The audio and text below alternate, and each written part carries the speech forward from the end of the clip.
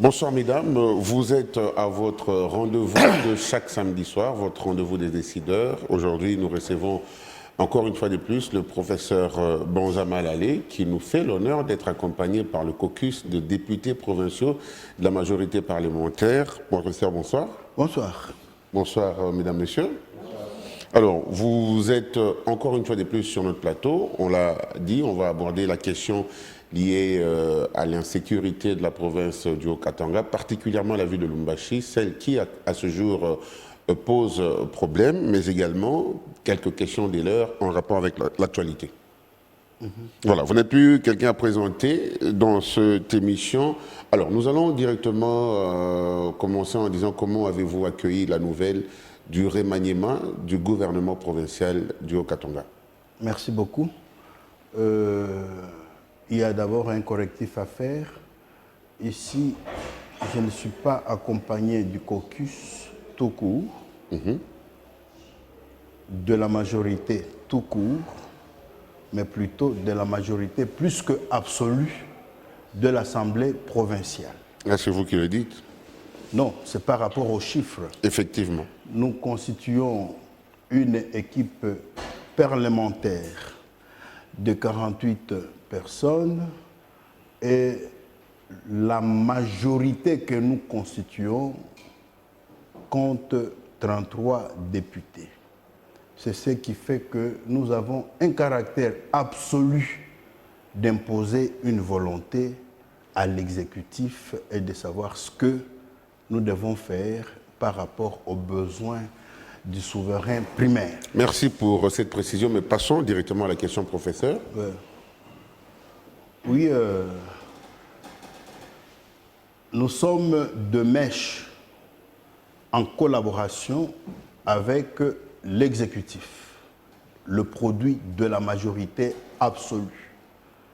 On a prêté oreille au cri d'alarme de détresse du souverain primaire, celui qui a permis que nous soyons ce que nous sommes aujourd'hui en tant que députés. Cri d'alarme de détresse à cause de l'insécurité dont la nature recrudescente aujourd'hui se présente insolite. Nous sommes allés rencontrer le gouverneur pour lui dire ce que dit le souverain primaire. Nous sommes intermédiaires entre lui, le gouverneur donc, et le souverain primaire. Autant nous devons le protéger, aussi nous devons protéger les intérêts du souverain primaire. À l'état actuel des choses, tout le monde était unanime. Non, le gouverneur ne fait rien. Le gouverneur ne fait rien. Quand on l'a rencontré, il est en face d'une question qui a pris sa conscience. Et il vient de procéder à un aménagement de son cabinet au point où il a changé le ministre de l'Intérieur en y mettant un autre. Est-ce opportun que le ministre de l'Intérieur ou le ministère de l'Intérieur provincial à ce jour soit réaménagé comme vous le dites? Pardon? Est-ce opportun? Oui. Le réaménagement du ministère de l'Intérieur. Tous ceux qui vivent dans la ville de Lubumbashi se rendent compte que l'insécurité est une problématique qui devient insolite. Et le ministère de l'Intérieur assume la gestion de la sécurité dans ses attributions. D'où la nécessité de pouvoir procéder à ce réaménagement dans le but de rencontrer les besoins du souverain primaire. Encore que il fallait bien démontrer, si c'était nécessaire, que ça soit fait comme tel, mais le gouverneur a voulu répondre aux exigences de la population. Est-ce que ça suffit pour le gouverneur de province de changer son ministre de l'Intérieur et de la Sécurité, alors que la chaîne de commandement sécuritaire sur le plan provincial est élargie aux autorités militaires également, à des services de renseignement, etc. Oui, on a accusé le ministre de l'Intérieur, et ce, indûment, qui n'est pas proactif. Le gouverneur, ayant prêté d'abord attention et oreille au souverain primaire, il a voulu répondre à la question. C'est pourquoi il ne l'a pas chassé du gouvernement, il lui a donné de nouvelles attributions. Mais le problème ne réside pas à ce niveau, le problème réside plutôt au fonctionnement des collaborations entre les structures qui relèvent de la compétence du gouverneur et les structures qui relèvent des compétences des autorités qui sont établies à Kinshasa. C'est à ce niveau-là. Lui, en tant que gouverneur, il pose des actes consistant à doter les services appropriés des moyens conséquents. Mais pourquoi la police est citée, l'armée est citée Nommément dans l'implication ou la complicité de toute cette pandémie que nous déclarons comme telle, la criminalité dans la province du Haut-Katanga en général et à Lubumbashi en particulier. C'est ainsi que le gouverneur, parce que nous sommes allés le rencontrer pour lui dire, écoutez messieurs, vous êtes le produit du Parlement, de l'Assemblée provinciale, nous ne pouvons pas accepter, sous une quelconque forme, vous restiez indifférents face à ça. Et il nous a donné toutes les explications qui nous ont édifiés. C'est un monsieur qui accomplit toutes ses obligations en bon père de famille. C'est plutôt la collaboration avec les services qui ne relèvent pas totalement de lui, mais se trouvant être installés en province, notamment la police et l'armée, mais où il y a un problème, parce que tous ceux qui crient sont victimes des hommes en uniforme, sont victimes des hommes qui ont des armes. L'uniforme comme police ou militaire, l'arme ou police ou militaire, ça ne relève pas de la gestion du gouverneur. Non, mais il est le représentant direct du chef de l'État en province, d'office garant de la sécurité au niveau provincial. Il préside le Conseil de sécurité de la province. Mais comment pouvez-vous dire à ce jour que tout ne relève pas de sa responsabilité? Malheureusement, c'est ça la conséquence de la loi sur la décentralisation. Les gens gardent encore les vestiges de cette belle ou mauvaise image du impair parti État. Qui veut dire? Où le gouverneur était le président régional de la province et tous les services dépendaient de lui, tandis que le gouverneur dépendait de Kinshasa. Mais il préside le Conseil de sécurité de la province? Oui, il les préside, mais demandez à tous ces services, je vous le dis en tant que technicien, j'enseigne le cours de droit administratif, j'enseigne le cours de droit constitutionnel et je connais ce que je vous dis. Et ces gens-là, ils y siègent pour des raisons de coordination, d'amodiation, d'harmonisation, de fonctionnement en province. Mais ils ne font pas rapport au gouverneur. Vous comprenez un peu? Ils font rapport à leur hiérarchie respective. À ce moment-là, ça échappe au gouverneur. Je ne voudrais pas accuser la police. Je ne voudrais pas accuser l'armée. Ou encore les services de renseignement. Au service des renseignements. Il y a plutôt un dysfonctionnement lié à la volonté ou à la faiblesse de la Constitution et de la loi. C'est pourquoi, pendant que vous gardez la belle image, où le dernier gouverneur, notamment Koya Diallo, était le président qui gérait tous les services ici en province, aujourd'hui nous sommes dans la décentralisation, une décentralisation qui fait que le pouvoir soit réparti à tous les niveaux. Et à ce titre précis, le gouverneur nous a démontré qu'il était maître de l'action, de la pensée et de la connaissance de la chose. C'est ainsi qu'en réfléchissant avec lui, on a préféré que l'on... On va y arriver, professeur, mais avant d'évoquer la question liée aux solutions que vous, en tant que député, aviez certainement proposé au gouverneur ou que lui vous a fait rapport, mais on a l'impression que toutes ces dotations en véhicules, en termes de locomotion, à la police, à l'armée, ne suffit pas. Il faudrait une politique sécuritaire assez mûre pour finalement contrer cette question liée à l'insécurité. Merci beaucoup. Si la dotation en termes de logistique, je parle bien des véhicules comme vous le parlez, vous le citez, des motos et autres, si ce n'est que ça qui suffisait pour que l'on puisse assurer la sécurité, la province du Haut-Katanga, la ville de Lubumbashi en particulier, ne pouvait pas vivre de l'insécurité. Donc on a l'impression qu'on a des véhicules, on a le moyen de locomotion, mais on n'a pas une politique mise en place pour contrer l'insécurité. C'est peut-être à ce niveau. C'est peut-être à ce niveau et on doit y réfléchir. Et encore que le gouverneur ne doit pas imposer à la police et à l'armée des services spécifiques spécialisés qui ont leur technique à eux. Donc vous comprenez. Le gouverneur vient avec une politique provinciale qui lui dicte par rapport à sa vision au regard de la sécurité, du développement et de la paix, mais à un moment, il est limité parce que la Constitution et les lois de ce pays ne lui donnent pas une ouverture totale. Donc vous comprenez, c'est ça la faiblesse des textes actuels.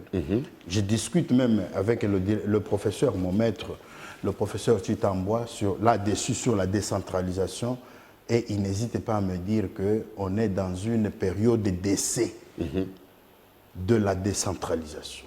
Elle souffre encore beaucoup d'insuffisances. Et à cause de ces insuffisances, le gouverneur du commun des mortels, il est à la barre des accusés, mais de ceux qui connaissent la science juridique et administrative dans le domaine, ils comprennent qu'il a une compétence totalement limitée. On a l'impression d'avoir des députés qui sont là pour défendre le gouverneur de province en lieu et place de le convoquer à l'hémicycle et qu'il explique cette recrudescence de l'insécurité, professeur. Tout à fait. C'est ça l'impression. Vous dites bien qu'on a l'impression. Dites-nous le contraire. Dites-nous le contraire, parce que là, vous êtes en défense des actions menées par le gouverneur. Non. Plutôt, vous êtes des députés qui devraient, en principe, à ce jour, défendre les populations qui meurent jour et jour, tous les jours. Récemment, on a remplacé le ministre de l'Intérieur, mais cela n'a rien changé. Non, si nous l'avions rencontré, oui, c'est parce que nous avons l'oreille placée dans les cris des victimes, c'est-à-dire le souverain primaire. Celui-là qui a même fait de nous ce que nous sommes. Et les cris du souverain primaire doivent arriver à l'oreille de l'autorité. C'est notre démarche que nous avions faite hier. Et ici, rassurez-vous... C'est une démarche d'un organe de contrôle du pouvoir exécutif? Si, nous sommes députés et notre mission, c'est celle de contrôler l'exécutif par rapport à la mission qu'on lui donne, en quelque sorte. Autant que nous qui l'avions d'abord institué, nous puissions recevoir les éléments de défense qu'il lui présente à nous en attendant que n'importe qui lui jette la pierre. Nous pensons qu'il ne mérite pas ce que l'on dit par le commun des mortels, faute de connaissance. Il a une attribution qui définit une étendue des droits et des obligations. Quand on l'a entendu, on était édifiés, nous nous sommes dit, même si on le convoquait pour des raisons de faire le théâtre, il va donner à ceux qui ont le sens évoluer. Le théâtre pour vous, c'est quoi, professeur? Pardon? Une motion de défiance, par exemple, par rapport à l'échec de la gestion de l'insécurité serait une pièce théâtrale? Non, je dis ceci. Oui. Ça devient un théâtre à quel niveau? Au moment où vous pensez que vous allez atteindre l'objectif, alors que le monsieur vient, il vous donne des arguments objectifs. C'est comme en justice. Oui. Quand vous y allez, vous avez des prétentions d'avoir le droit de votre côté. Mais le parquet, les cours et tribunaux vont fonctionner. Finalement, vous qui prétendiez gagner, on va vous dire qu'il y a non-lieu et vous avez perdu. Donc, dans le cas actuel des choses, si le gouverneur ne nous avait pas convaincus hier, et la mission que nous, on avait, quand nous sommes allés le voir, et ça je vous le dis, c'était absolument constituer une question, une motion contre lui, parce que je ne suis pas député. Les collègues avec qui nous sommes ici ne sont pas députés par le fait du gouverneur. Nous sommes députés chacun parce qu'il a une vision politique.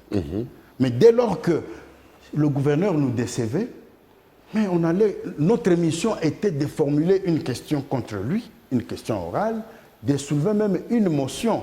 Mais on trouve qu'il nous a convaincus. Qu'est-ce que vous voulez que nous fassions? Si nous avons le sens objectif, il nous a convaincus. Voilà, professeur, une certaine opinion pense que la province du Katanga, particulièrement l'Assemblée provinciale, se réveille un peu en retard par rapport à cette question. On a vu les députés nationaux qui ont été beaucoup plus touchés par la question de l'insécurité que vous, de la province, que vous représentez sur ce plateau. Merci beaucoup. Il ne faut pas confondre. Nous sommes en période d'état d'urgence. En tant que tel, toutes les institutions sont paralysées. Et désormais, il est reconnu de par la Constitution au chef de l'État et à lui seul de dicter la ligne de conduite à suivre. Le petit député que nous sommes, Assemblée provinciale. Vous siégez, bien sûr, en respectant les normes de la distanciation, les normes liées aux mesures barrières contre le Covid, parce qu'on a vu à Kinshasa, au niveau de l'Assemblée nationale, des députés qui siègent au niveau du Sénat, rien ne vous empêche également au niveau de l'Assemblée provinciale de siéger. Merci beaucoup, parce que vous dites bien que l'on siège. Même à Kinshasa, quand on a siégé, ce sont des cas par rapport à l'invitation ou à la convocation du Congrès des deux chambres. Les députés ne siègent pas de manière régulière. Nous sommes en état d'urgence et l'état d'urgence a un contenu, une valeur et des effets juridiques bien précis. Ça signifie quoi? Seul le chef de l'État dicte l'idée qui doit être appliquée à toutes les instances. Mais dans le cas d'espèce, l'invitation des deux chambres à un congrès, c'est une matière qui est prévue par la Constitution dans son article, je crois, 185. Et à ce titre, ils se réunissent parce qu'ils sont en congrès. Mais ils ne siègent pas régulièrement. Aucune institution n'a le pouvoir de prendre des décisions qui relèvent de sa compétence parce que ça risque de rencontrer une contradiction avec la position du chef de l'État qui est le souverain primaire, enfin qui est le garant de la Constitution. Alors, en revenant sur la question de l'importance que vous, députés provinciaux, prenez la question de l'insécurité comparativement à celle de Kinshasa, on a l'impression qu'eux, ils sont beaucoup plus touchés que vous qui vivez avec la population dans la province même, où se passe tout ce crime, tous ces crimes. Vous êtes journaliste, vous avez toutes les informations. Je ne sais pas à quel moment ceux de Kinshasa peuvent avoir l'information du terrain. Et ils sont d'ailleurs reprochés d'être tout le temps avec les gouverneurs en lui posant des questions liées à l'insécurité. Non, ils ont des relations d'ordre politique. La plupart d'entre vous refutent le fait que le gouverneur soit beaucoup plus attaché aux députés nationaux que vous, les provinciaux. Merci beaucoup de l'information, on va constater. Mais que je sache, le gouverneur, c'est notre produit. Nous, c'est qui? L'Assemblée provinciale. S'il a des contacts avec les sénateurs, il a des contacts avec les députés de Kinshasa, on ne peut pas refuser à quelqu'un d'avoir des amitiés. Il ne faut pas confondre. On n'envoie pas officiellement une commission en province, ni par Tambwe Mwamba, ni par Janine Mabunda pour aller rencontrer le gouverneur. En tout cas, je n'ai jamais vu. Mais que je sache, tous les députés du Katanga qui se retrouvent être à Kinshasa, ce sont des Katangais, non? De surcroît, ceux de Lubumbashi. Et vous allez vouloir, parce qu'il est là, gouverneur, et il va commencer à refuser ses amitiés. Je ne pense pas que ça soit correct.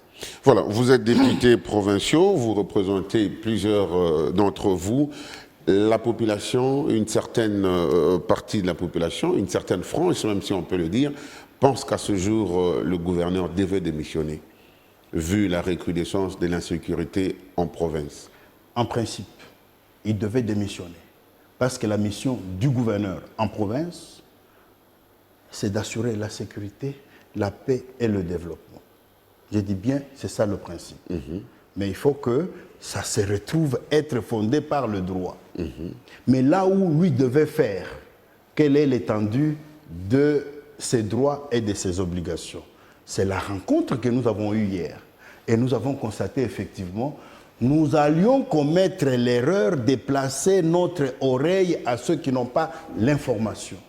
Mais il nous a donné l'information très objective qui démontre qu'il a disponibilisé d'une logistique conséquente pour que cette pandémie que moi j'appelle l'insécurité dans la ville de Lubumbashi en particulier puisse être éradiquée.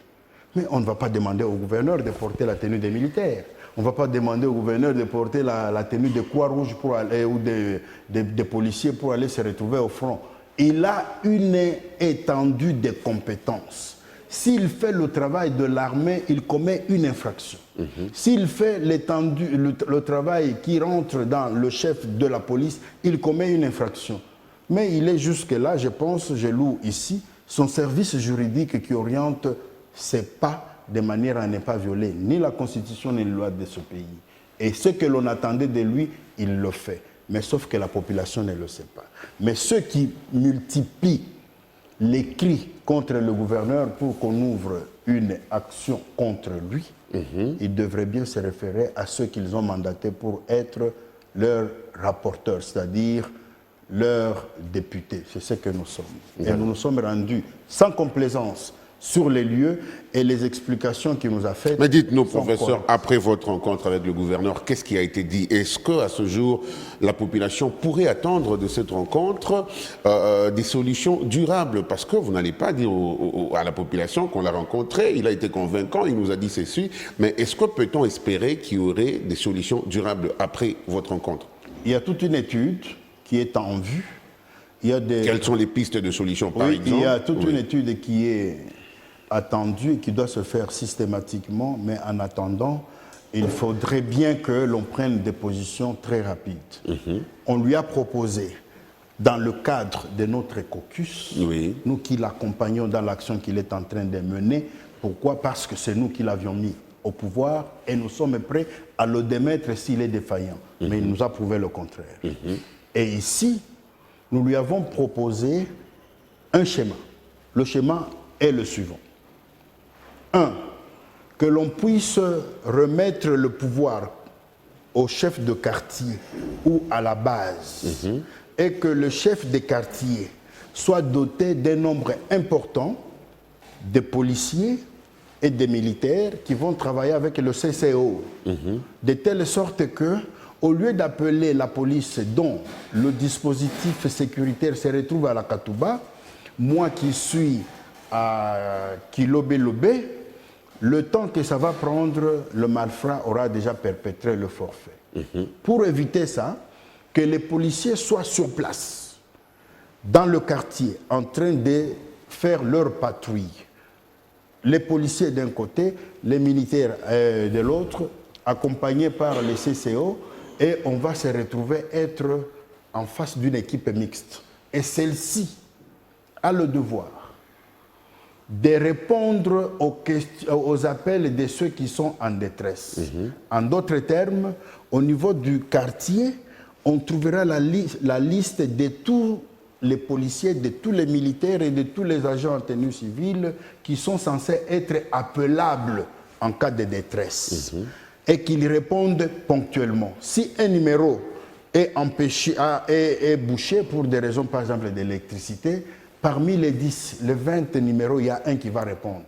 Et en cas de difficulté, en cas de crise, si on se rend compte que dans tel quartier, il y a eu des incidents, la première question va être posée au chef du quartier et à toute son équipe. En plus, un militaire, un policier qui n'est pas enregistré comme devant opérer dans un quartier, celui-là est considéré comme un sujet à mettre à la disposition des poursuites judiciaires. Pourquoi? Parce qu'il se retrouve en train de faire le travail qu'on n'attend pas de lui. Ce n'est qu'une proposition et je vous ai parlé de l'étude à faire. En plus, il y a aussi le chef de quartier. Il est de Kisanga. Mais lui habite le Carrefour. Ça ne va pas. Il faut que l'on puisse révisiter la liste de tous les chefs de quartier. Concrètement, il faut qu'on change les chefs de quartier. C'est parmi les solutions. Sauf ceux dont le comportement répond aux besoins de la population. Mais le maire de la ville est mis à l'épreuve. Plusieurs habitants de la ville pensent qu'à ce jour, il y a l'inefficacité de l'autorité urbaine. On a l'impression que le gouverneur n'est pas accompagné de ceux qui devraient l'accompagner. Merci beaucoup. C'est une question qui nous a préoccupés. Dernièrement, vous avez entendu, il y a même une question orale qui a été formulée à sa charge ou à son endroit. Le problème est que vous voyez des individus. Il est maire de la ville. Individu, homme. Doit-il être la nuit au front pour assurer la sécurité? Je n'imagine pas. C'est pourquoi nous disons, le pouvoir ne doit pas rester au niveau du gouverneur. Le pouvoir doit aller au niveau de la ville. Il doit aussi aller au niveau de la commune. Et la commune doit l'envoyer aussi au niveau du quartier. Et le quartier doit aussi l'envoyer au niveau des rues. De telle sorte que chacun qui accepte des lourdes responsabilités de servir la République assume ses responsabilités.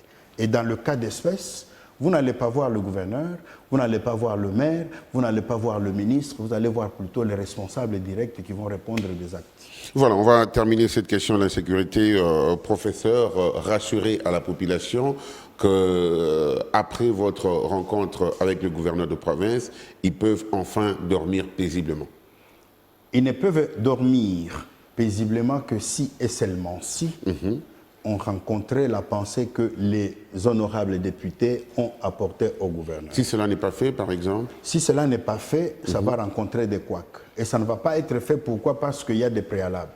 C'est des infrastructures administratives qui existent avant la proposition que nous avions faite. La réalité sur le terrain, nous ne l'avons pas. C'est pourquoi il faudrait aussi, en tout état de cause, mettre en place une étude qui va compter 1, 3, 4 jours ou plus, de manière que l'on fasse un travail rationnel et que le résultat ne soit pas fantaisiste, que le résultat soit fiable, solide et stable. Merci donc au professeur Bonza avec qui nous échangeons cette question. Je crois qu'on va aussi contacter l'inspecteur provincial de la police, qu'on a déjà lancé une invitation. Avec lui, on pourra aborder cette question sur ce plateau, dont le volet de la gestion sécuritaire par rapport à la police. Mais on va quand même rentrer dans l'actualité générale du pays. Il y a eu prise de position au niveau du Sénat lors de cet accrochage entre la sénatrice Bijou Ngoya et le président du Sénat Tambwe Mwamba. Plusieurs cadres du FCC ont pris position en rapport avec cette question, mais finalement c'est en vain que les uns ou les autres se sont rangés derrière tel. Merci beaucoup. Nous ne sommes pas venus, nous n'avons pas examiné cette question-là dans notre caucus, oui, parce qu'elle est subsidiaire par rapport à nos préoccupations.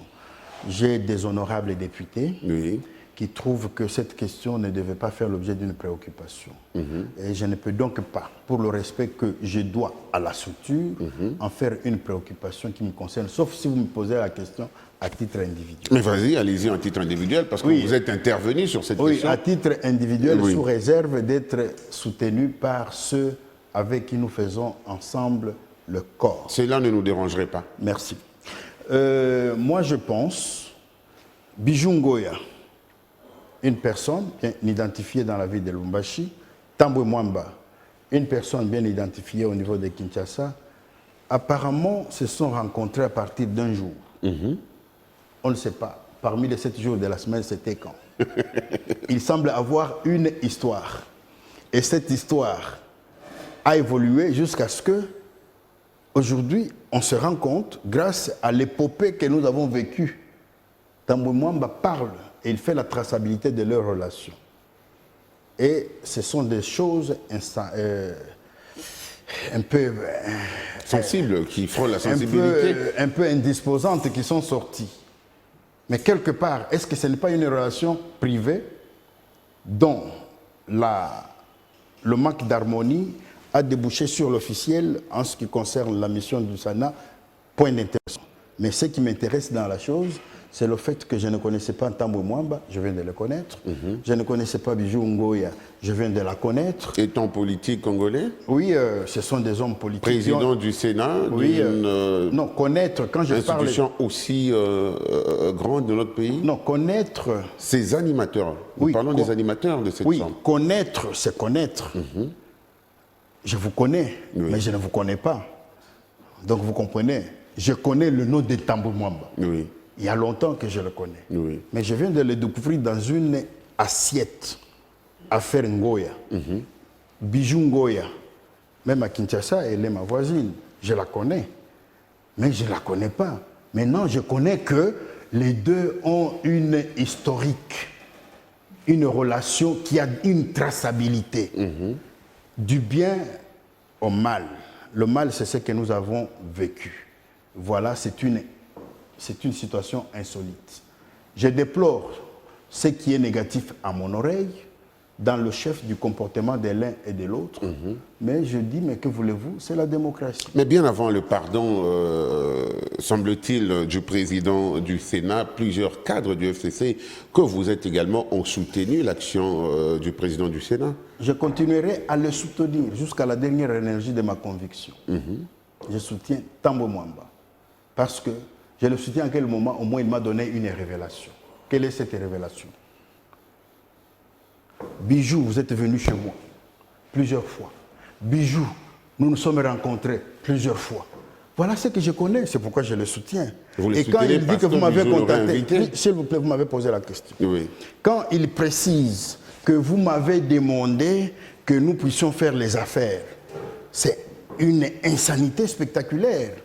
Vous ne pouvez pas avoir la mission de l'État pour faire les affaires. C'est ça la médiocrité chez les politiques congolais. Mais on a l'impression que le président du Sénat nous a finalement amené à quelque chose qui n'intéressait pas le peuple congolais. Pourtant, la démarche de la sénatrice était institutionnelle. C'est une démarche normale d'une sénatrice qui adresse une question par rapport à la gestion du fonds alloué au Sénat, particulièrement la réhabilitation de l'hémicycle. Oui, tout à fait normal. Une démarche normale. Pourquoi ne pas répondre directement à cette question? Ce qui m'intéresse, moi, chez Tambwe Mwamba, il nous révèle que l'on cherche le poste. En lieu et place de répondre, comment a-t-il géré le 4 millions de la réhabilitation? Je vais y répondre mollo mollo. Oui. Ce qui me permet de soutenir Tambwe Mwamba, c'est dans l'hypothèse où celui-ci nous permet de découvrir qu'il y a des gens qui cherchent des postes pour faire le business. Vous comprenez un peu? C'est littéralement négatif. Ça, c'est un. De deux, parce qu'il y a aussi dans le chef des bijoux, le souci de l'honorable Bijou, je m'excuse, le souci d'avoir la toilette. C'est une question qui est soumise à une procédure de fond et de forme. Mais apparemment, cette question était sans objet. J'ai suivi le mouvement des sénateurs. Subséquemment, hier, on a trouvé que c'était sans objet parce que le bureau est ouvert à quiconque des sénateurs disposé à avoir la lumière sur la question. Vous voyez, le souci de nous, les Congolais, c'est la diabolisation. Quelqu'un peut bien faire son travail. J'ai déjà été dans cet hémicycle. Quand vous y allez aujourd'hui, c'est un bijou qui mérite une dépense d'argent. Apparemment, ça a été fait. Une dépense de 4,5 millions. Ça, ce n'est pas mon problème parce qu'il ne faut pas que je vous donne une réponse que je n'ai pas. Oui. Ici, je vous dis tout simplement qu'il y a un travail qui a été fait. Un travail, par ailleurs, de meilleure qualité. Mais s'il y a une fuite, moi, je demande au service du Sénat de poursuivre les enquêtes pour mettre Tambwe Mwamba mettre les mains de Tambwe Mwamba dans le foufou, dans le sac, parce qu'il est censé avoir volé. Il a dit, je suis en train de faire mon testament pour laisser une empreinte à la République.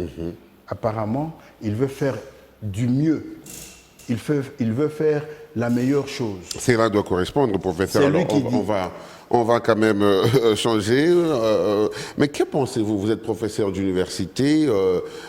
Finalement, vous occupez les rangs des émérites dans notre pays. Mais que pensez-vous de l'opinion qui pense que les professeurs dans notre pays sont voués à la cause de tel ou tel autre parti selon qu'ils se retrouvent? Oui, merci beaucoup. Je suis sur le chemin. Vous avez vendu l'âme de la science. Oui, je suis sur le chemin. Vous êtes finalement resté beaucoup plus politique en torquant même la science en faveur de telle ou telle autre mouvance politique. Oui, je suis sur le chemin de ma perfection en tant que professeur. Je ne suis pas encore émérite. Ceux qui sont émérites existent. Oui. Donc il ne faut pas que je porte le chapeau qui appartient à ceux devant qui je m'incline. Merci beaucoup pour la bonne volonté de pouvoir m'habiller la toge que je ne dois pas porter. Ça pourra arriver, puisque vous êtes sur ce chemin. Non, je dis... Rien n'empêche que ça va arriver. Je dis ceci. Oui. D'aucuns pensent que les professeurs sont. Ils n'ont pas tort. Après tout, nous sommes la source des lumières. Combien de fois dans ce pays on a associé aux crises du Congo le corps des professeurs? Ils sont là, en train de moisir. Mais ils sont tous devenus politiques. Enfin, Ils sont dans des partis politiques, ils sont dans des regroupements. Non, peut-être vous faites allusion à moi qui ai créé un parti politique. Ça, moi, je vous dis que j'ai des raisons que je ne peux pas expliquer aujourd'hui. Je ne vois pas un professeur d'université qui est politique, mais c'est un sport que l'on n'interdit pas à qui que ce soit, à celui qui veut le faire. Mais si vous acceptez un professeur dans sa tenue de professeur, dans votre parti politique, sachez bien qu'il va apporter quelque chose. Je suis très content avec la démarche du chef de l'État. C'est pour la première fois actuellement dans notre pays, il y a une crise. On peut même dire, gloire à Dieu, parce que la pandémie est venue. Aujourd'hui, on commence au moins à se référer aux scientifiques, ce qui n'a jamais été le cas. Donc, si on continue dans le domaine politique, le domaine économique, le domaine social et culturel, on commence à intéresser l'université, on aura raison de payer les minérales aux enfants pour devenir professeurs. Donc, vous comprenez. Mais si on ne les associe pas, c'est parce que les gens considèrent que la politique, c'est une affaire de mensonges ou de tromperies, comme on est habitué à le faire. C'est n'importe qui dit n'importe quoi. La politique est devenue maintenant une science. Les gens mettent ça en tête. Il y a à la faculté ici ce que l'on appelle la faculté des sciences politiques et administratives notamment. Mais il y a des gens qui n'ont jamais été à l'université qui font la politique, ou ils font la politique mais sans être accompagnés de ceux qui viennent de la faculté des sciences sociales, politique et administrative, lacune. Dans tout ce qu'ils vont avoir, comme zèle à poser sur le terrain, on manquera la scientificité des actes qui sont appelés à faire. D'où nous pensons qu'à la suite des crises, l'université va commencer à être sollicitée pour apporter la lumière à toutes les crises que nous rencontrons. Merci, professeur. On va finalement chuter avec ce programme, rentrant dans le caucus que vous accompagne, et même vous. À Kasumbalé, ça ne va pas. Ça brûle à Kasumbalé, ça. Il y a des militants de l'UDPS qui, finalement, à ce jour, s'opposent contre certaines décisions de l'autorité. Ils sont en guerre contre l'UNAFEC. Est-ce impossible que l'Assemblée provinciale pousse l'autorité provinciale à faire asseoir l'autorité de l'État réellement dans ce coin de la province? Merci beaucoup. C'est insolite comme comportement. Aujourd'hui, c'est l'UDPS à qui on a remis le pouvoir. Vous avez remis? À qui on a, parce qu'il y a une passation de pouvoir. Oui. Non, il faut être clair là-dessus, hein, quand vous dites à qui vous avez remis le pouvoir. Mais comment? Ça ne s'appelle pas autrement en termes terre à terre pour permettre à faire comprendre à quelqu'un qui n'a pas été à l'université. Ceux qui vont nous suivre ne sont pas les universitaires tous. Allez-y, professeur. Il y a la passation de pouvoir entre Joseph Kabila et Antoine Félix Tshilombo. Oui. C'est maintenant que je me rends compte qu'on ne le considère pas comme quelqu'un de l'UDPS. L'UDPS n'a pas changé ses méthodes depuis. Alors qu'ils sont au pouvoir, et ils ont le pouvoir, ils ont la lourde responsabilité de conduire ce pays de crise, entre guillemets, vers les solutions. Mais c'est l'UDPS que l'on trouve dans toutes les eaux pourries, notamment ce que vous êtes en train d'évoquer tout à l'heure à Kasumbalesa. Oui. Et quand nous voyons si les images qui passent dans les réseaux sociaux sont correctes, ils s'opposent à toutes les autorités. Ceux-là, ils sont de l'UDPS. Que dit le président de la République, lui qui est le patron number one de l'UDPS? Il y a silence. Que dit le vice-premier ministre de l'Intérieur? Il est de l'UDPS. Il y a silence. Ce silence est coupable. Mais maintenant, nous disons ceci, avec les amis qui viennent avec nous. Joseph Kabila a trop subi, au point de lui enlever même l'identité congolaise pour le présenter comme un Rwandais. Et nous disons ceci haut et fort. Oui. Quiconque va encore parler en négatif à Joseph Kabila, soit nous sommes une majorité dans cette province, soit nous ne le sommes pas. Mais est-ce que la question de Kasumbalé, ça, professeur, avant d'y arriver, est-ce que la question de Kasumbalé, ça trouve directement Joseph Kabila? Mais enfin, qu'est-ce que l'autorité de l'État qui doit être finalement placée à Kasumbalé, ça n'a rien à voir avec Joseph Kabila. Pouviez-vous laisser Kabila se reposer à Kingakati? Oui, est-ce qu'on l'a laissé se reposer et c'est n'importe qui veut tirer sur lui gratuitement? Donc vous comprenez. On a l'impression que vous ne touchez pas le problème et vous voulez toucher ailleurs. Enfin, c'est peut-être que Le problème, c'est qu'à ce jour, à Kasumbalès, ça règne l'insécurité causée par les militants des différents partis politiques. Mais est-ce que vous, au niveau de l'Assemblée provinciale, ne pouvez-vous pas accompagner l'autorité provinciale à faire asseoir l'autorité de l'État? Non, c'est peut-être que ma bouche n'arrive pas à votre oreille. Oui. Quand je stigmatise, il y a une haine que l'on a créée dans cette... C'est parce que vous m'aviez interrompu.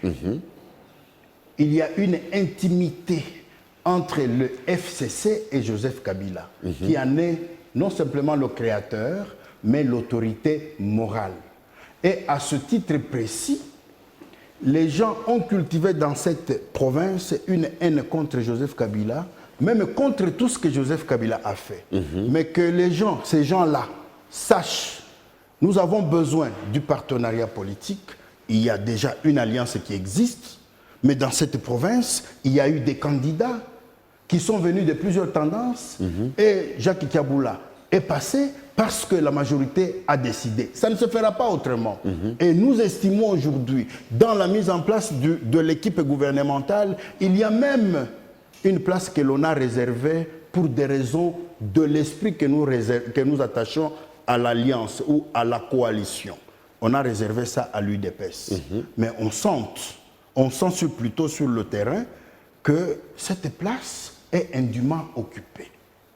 Pourquoi? Parce qu'on ne sent pas le leadership de l'autorité instituée dans le gouvernement de Jacques Kiaboula. Qui s'occupe du développement rural. Vous n'allez pas demander à un commissaire au développement rural de mettre la paix à Kasumbalès. Malheureusement, vous ne voulez pas que je termine. Allez-y, professeur. Que je termine avec l'idée. Allez-y, professeur. C'est quand vous m'interrompez que ça crée un couac. Allez-y, professeur. Dans l'oreille de celui qui va nous suivre. Quand vous êtes ministre, vous êtes ministre, vous êtes commissaire, néanmoins vous êtes membre du gouvernement de Kiaboula. L'UDPS est dedans. L'UDPS avait battu campagne contre Jacques Kiaboula. Puisqu'il y a un candidat aussi. Oui, parce qu'il avait son candidat. Oui. Mais que nous ayons l'amabilité d'accepter dans ce gouvernement de Kiaboula quelqu'un qui vient de l'UDPS, c'est parce que nous croyons dans la coalition. Oui. Et cette coalition doit se comporter de manière que l'esprit de Joseph Kabila et de Félix Tshisekedi puisse avoir des ramifications sur le terrain. Mais dès lors que nous trouvons que c'est le jour et la nuit, le silence par rapport à tout ce que nous sommes en train de vivre, nous pensons que c'est coupable et c'est criminel. Et nous allons nous prendre en charge. Mais nous pensons que aussi la province du Katanga est l'unique province où on a vu une forte délégation conduite par le vice-premier ministre de l'Intérieur pour essayer de régler le problème qu'il y a eu ici. Je pense que l'attention vous n'allez pas mettre en doute l'attention qu'a réservé le ministre national de l'Intérieur à la question de la province du Katanga, du Haut-Katanga. Il y a le délestage dans cette ville. À tout moment, c'est peut-être qu'il y a des données qui sont passées alors que chez moi, il n'y avait pas de courant. Et la télévision n'était pas occupée, n'était pas allumée. Ça signifie quoi? L'équipe est descendue, elle a fait son travail.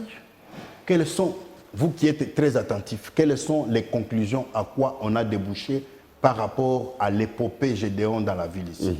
Moi, je suis dans le flou pour vous dire que la question demeure debout. Elle demeure totalement entière. L'équipe est venue.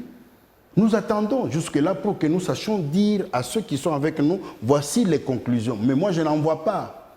À tous les moins, j'ose croire qu'il y a eu des gens qui sont venus de Kinshasa, quelques semaines après l'incident de Gédéon, mais la situation est restée la même. Nous sommes dans le flou. Aucun acte de justice.